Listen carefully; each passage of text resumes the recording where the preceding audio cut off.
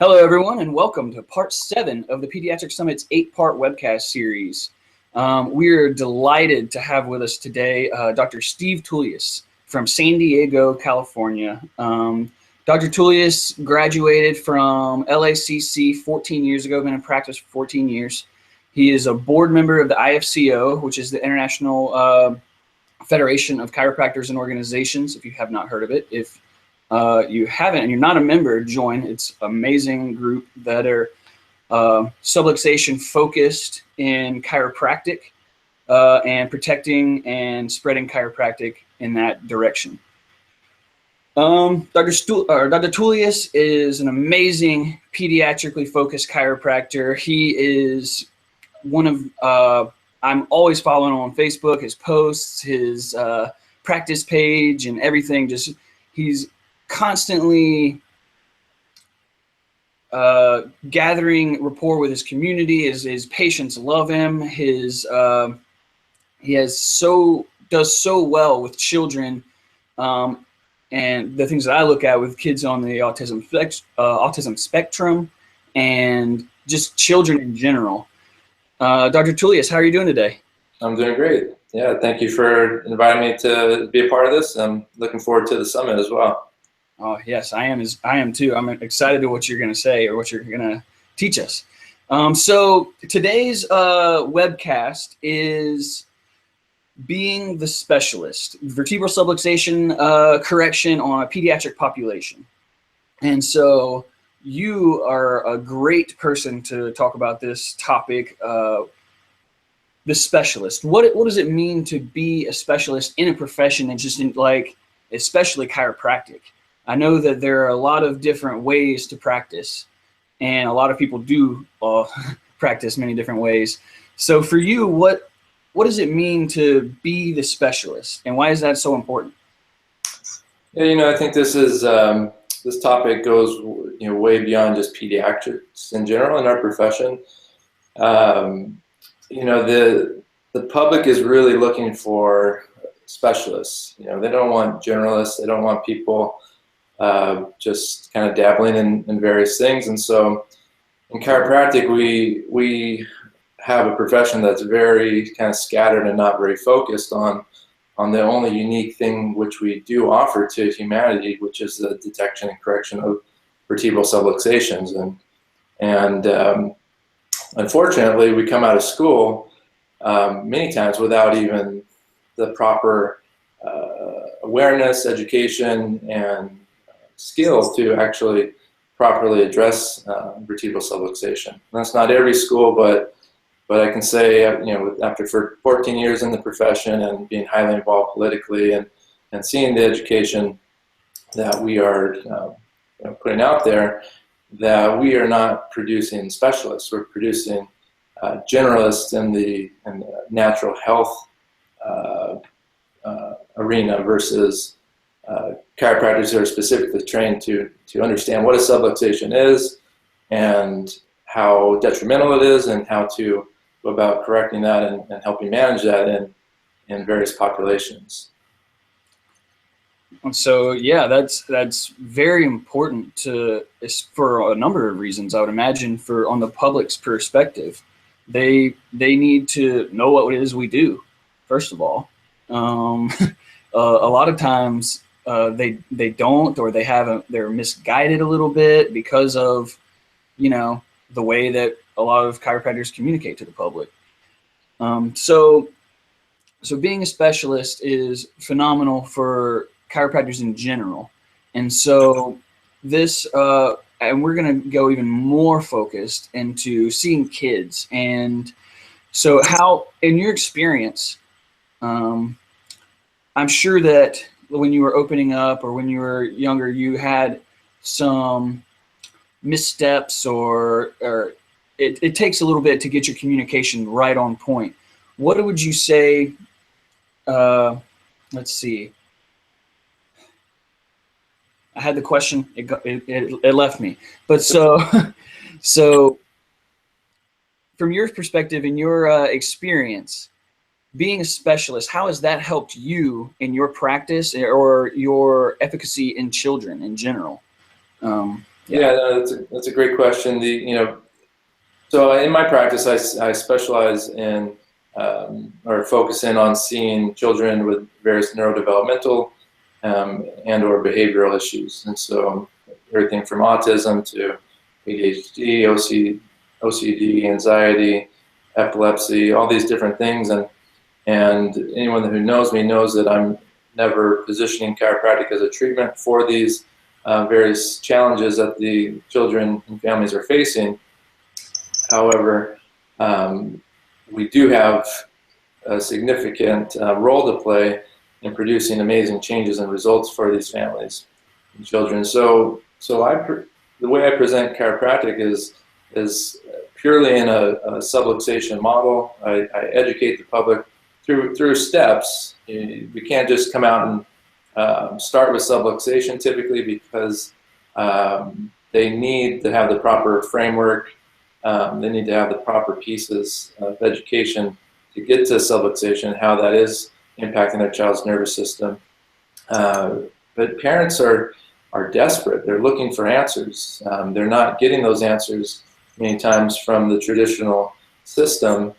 And so from a practice perspective, by positioning yourself and getting the training and experience necessary to really serve this population, which is vast and growing, then we need to really position ourselves as the specialists in that one thing.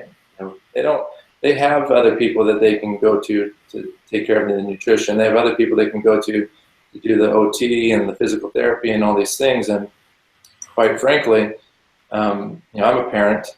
I don't want somebody who does a little bit of nutrition here and maybe sees some blood work, does a little bit of blood work and analyzes that. I want the specialist for my child. And my son has had serious neurodevelopmental challenges, and I want the specialist for him, not some generalist. And so when you communicate the message of what you do and your unique piece in this puzzle, because children with neurodevelopmental issues, they are facing major challenges beyond the skill set of the chiropractor. The chiropractor has the one piece, and huge piece, and quite honestly, what I consider, when I talk about this in my workshops, I talk to them about the ingredients for health. I ask them, what are the ingredients for health? And everybody knows the ingredients for health, right? Good nutrition, exercise, sleep, water, positive mental attitude. Everybody knows this, right? So I take them on a journey of me baking a cake with these ingredients, yet I do it in the really strange order. I say, okay, well, let's say I'm baking this cake, and I put some milk and then crack some eggs. I leave the shells in, squirt some frosting on top, put that in the oven for 30 minutes, take it out, and then throw some flour on top. And I ask them, how many of you would like to eat this cake? And obviously nobody raises their hands, but it's there to teach a point, and that's that. I asked them the question, what did I leave out? What did I miss? And pretty soon people say, oh, the steps, the recipe. That's the nervous system is the recipe for the orchestration and the coordination of all those ingredients. And that is the piece of healthcare that society has left out for centuries. For thousands of years, they have not properly addressed this, and the chiropractor is the specialist who is trained to analyze the quality and the integrity of that nervous system, and to provide balance and restoration, to allow for restoration to happen and these normal cycles to ensue. And what could be more powerful than that? So I get excited and passionate about this because our profession fails to recognize how huge that is for an individual, not just a child, but anybody.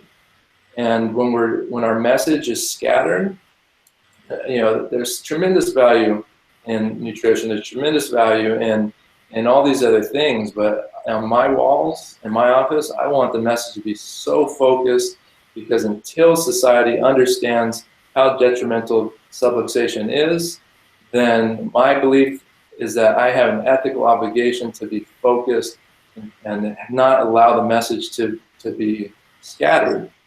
That doesn't mean those things aren't valuable. In my talks, I talk about how gut dysfunction is a major factor in many of these children's dysfunction. However, I don't address that. Well, indirectly, their bodies do through adjusting their spine and the restoration of normal cycles. However, many of these children are beyond the limitations of matter, and so I will refer to specialists in homeopathy, naturopathy, medical doctors, more naturally minded medical doctors who are trained with intense training, far beyond what most chiropractor ever is going to get. And so I want them to understand those pieces and where I fit into that equation. Yeah, that is, from a parent's perspective, I feel like that is just hits the nail right on the head. Like they want to see that from their doctor. They respect it and they understand it completely and they value it. That's amazing. And so that once you've set that foundation, is like how you were explaining, they have to have a certain mindset, understand what it is that you do before you can even go to subluxation. So once they have that foundation and they're in your office, are there certain things that you do in your office other than just the communication, like how you can modify your office, or even technique? Technique could take days to talk about. So, but like just in general, once they're under care, how do you most effectively specialize or focus in that area? You really want to ask your question, do you want to be a specialist in taking care of kids? Does that want to be your primary focus? My practice is it fluctuates between 50 to 60% children, because obviously the adults are coming in, the parents. I don't want the focus to be solely on the children that are having problems. Their siblings coming out of a family practice. So we have 50 to 60% children. Now, if you're going to do that, that's going to be your primary focus, then you have to make the office environment very friendly, kid-friendly, right? And have open adjusting. It's a very open space, vibrant colors, huge kids area with lots of toys, things, and not just there, but various corners, because you don't want all the kids, all in one space. You want to kind of move it around. And just making sure that they're feeling safe and comfortable, because children having these serious challenges have been poked, prodded in various high stress medical type environments, and the last thing I want them to feel is that sort of same feeling. What I tell people is, people come here to get well and to stay well and to experience optimal health and function. It's a total different experience. It's a great teaching point for those parents, but also other individuals who come into the office, because other individuals will come in, either their family through because they live nearby, or a friend recommended they're having a problem. I get the traditional type of chiropractic patients as well, but it's a great teaching point that we're not here to treat, we're not in the disease treatment model, we're here in the life expression and optimal health and function model. So it's a totally different vibe and experience. So that's one thing. Not having rigid expectations. A lot of times doctors, they think that the exam has to go a certain way. They have to get the scans on the first visit, and that doesn't always happen with children that are having extreme challenges. I would say, and this is a difficult thing, I think, to teach, but I think I can do a better job now that I understand it. Until my son had major challenges, it was hard for me to totally connect with children on it as much. I think even before I had a child, it was hard for me to feel comfortable taking care of children. And I'm not saying that's not possible, because I know there's tremendous doctors out there that don't have children that are fantastic, pediatric chiropractors, but it definitely helps to, if you don't have a child, to spend time with parents and kids a lot before going into practice, to feel real comfortable around kids and all the various curveballs they're going to throw you. For sure. To that point, I as a student, I joined Big Brothers Big Sisters in Atlanta. Yeah. Plug for them, that they always need people to be mentors. But so they have this extensive interview process, and I told them, what I plan to do in my practice. I want to see children with neurodevelopmental issues and things like that. And they were like, okay, amongst the 50 or 100 other questions. And I got matched like a few days later. And it was a call, and the lady, she was very hesitant on the phone. She was like, hey, I think I might have found a match. It was this child. He has the ASD, ODD, bipolar, depression. He's been diagnosed with all these things. Is that something that you would want to kind of maybe do? And I was like, yes, exactly, yes, for sure. That's I feel like we've been paired together for a reason. And man, it is definitely different. Than it teaches you a lot, like just communicating and like being there and with someone who has different issues, and it's just different than what you might imagine. I think, and it really is giving me a lot of experience, and I see what you're saying there. Yeah, it's sometimes you just have to dive in, right? And that's how we gain experience. My first experience, starting on this journey was just showing up, engaging my community, showing up at a it's called Talk About Curing Autism. It's a national group that a local chapter. I showed up at the meeting to learn more, not to get anything, but to see what the parents' challenges are, to understand the community more. And at the end of the night, I was their next speaker because they didn't have one set up, and I just developed a rapport. And so that started my journey. And then, all of a sudden, many of these kids with various challenges were coming into the office. So I had to adapt. I had to learn. I had to understand, how they communicate, because even if their children are nonverbal, they're very much communicating with their body language, with their posture, with their eyes.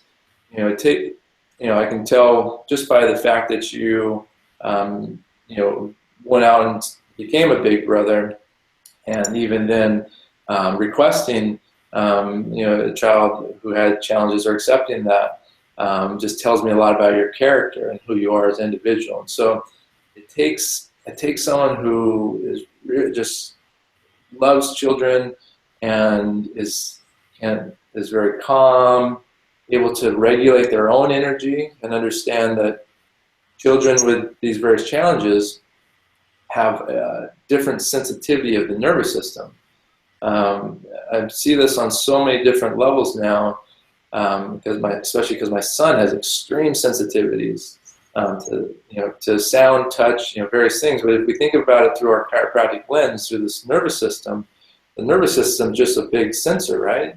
It's there to detect the universal forces, these waves of information in the sea of information that we live in, and they're detecting it on a massive scale, whether it's due to early injury, chemical injury, or genetic differences.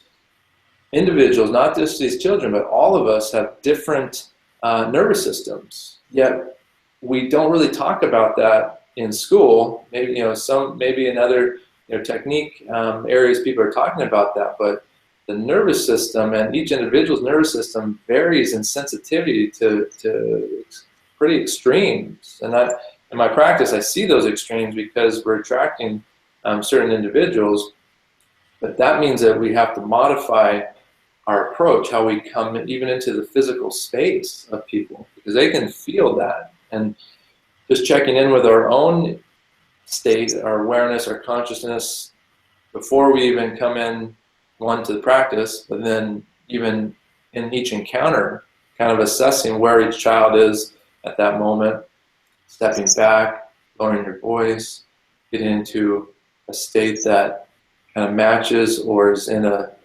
frequency that they can feel safe and comfortable.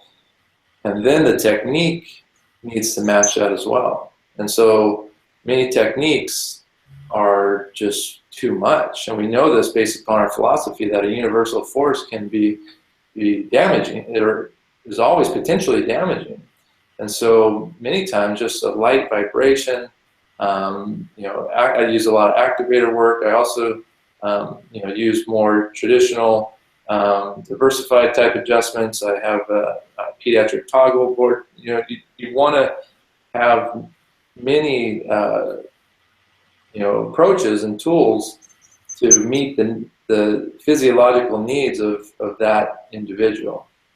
So that's some of the ways that and considerations that we really need to take into account when taking care of kids especially. Yeah, absolutely. I know that I've learned so much just being a part of the Pediatric Summit and talking to different people who have been doing this for years and years, that it's sometimes like you just have to figure it out. And like you have to jump in, like you said, and there's all these different needs that need to be met. And sorry, it's just, yeah, like, I don't know. So that was great. I learned so much from that. But do you have any other? So the audience that's watching this they want to open at least a family office and most likely a pediatrically focused office. And I personally want to see children on the autism spectrum, neurodevelopmental issues, and stuff like that. So for us, do you have any closing statement, any blanket statements, or anything that you think that you've learned that would really help us in practice, or anything? Just communication, being a part of the community. I know you said you went to that. What was the name of that organization again for everyone? Talk about curing autism. Talk about curing autism. So do you have any other suggestions or nuggets or anything?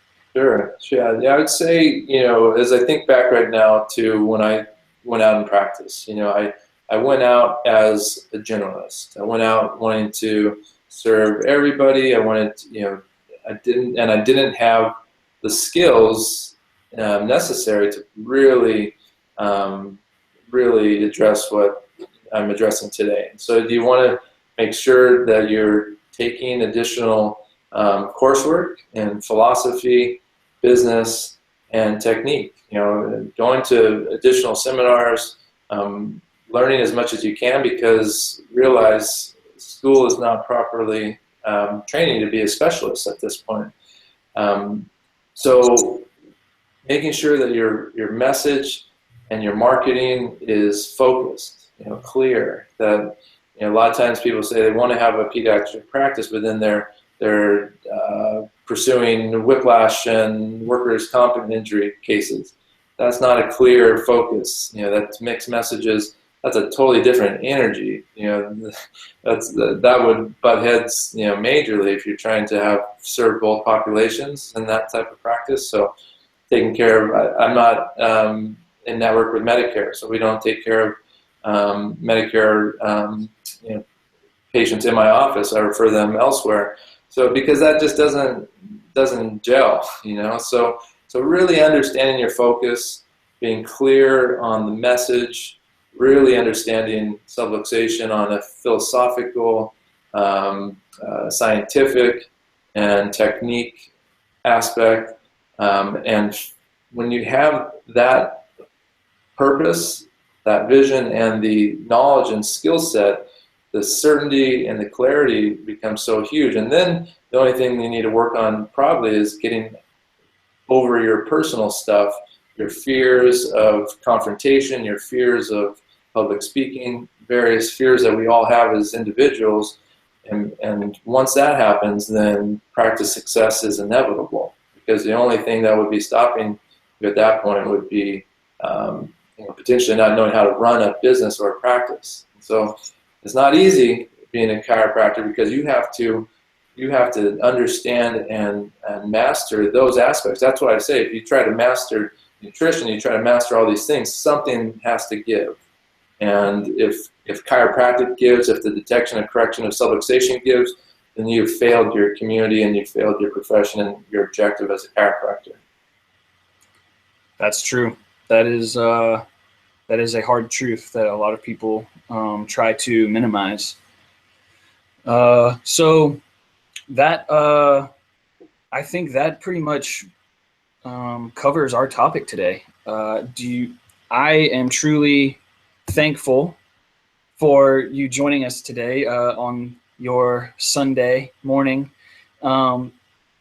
So I'm sorry, the light just darkened in here or something. But I'm very excited for our next presentation, which is Dr. Kathy Winland Colby, who's going to be talking about the detriments that subluxation, some of the detriments that subluxation can have on a pregnant mother and growing child, and how what we do affects that. And it's going to be amazing. And Dr. Tullius, thank you so much. Your insights are incredible. I can't wait to see you in October. It's coming up soon. October 7th and 8th is the Pediatric Summit in Atlanta, Georgia. For more information, thepediatricsummit.com. It's all most of it's on there. We're still putting up some of the information, but I think there's enough for most people to go off of, and we want to keep some things a little hidden, keep it a surprise. But yeah, thank you everyone for joining. Thank you, Dr. Tullius. I hope you have a good day. Thank you, everyone. I appreciate you, and I'm super impressed with just creating this as a student, and your level of dedication at this point. Your success is guaranteed. So thank you for what you're doing. Thank you so much. All right. Bye-bye, everyone. Take care.